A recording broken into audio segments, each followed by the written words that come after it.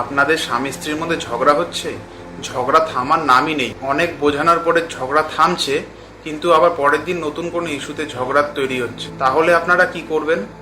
অনেক চেষ্টা করে মানিয়ে নিচ্ছেন, তবুও সম্পর্ক ঠিক হচ্ছে না। তাহলে আমার দেওয়া এই উপায়টি আপনারা করে দেখতে পারেন। ছেলেটি বা স্বামীটি প্রতিদিন রাতে ঘুমানোর আগে বালিশের নিচে বা বিছানার তলায় একটি কর্পূর রেখে দিন।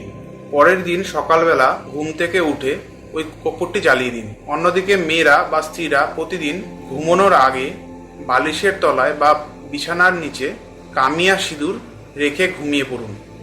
পরের দিন সকালবেলা ওই কামিয়া সিঁদুরের গুঁড়ো আপনার বাড়ির চারদিকে 4টি কোণায় ছিটিয়ে দিন। কামিয়া সিঁদুর, যা কামাখ্যা সিঁদুর নামে পরিচিত। এই উপায় চমৎকার লাভজনক। আপনারা এই উপায়টি করে দেখুন এবং আমাদেরকে কমেন্ট করে জানাতে ভুলবেন না যে আপনারা কেমন উপকার পাচ্ছেন।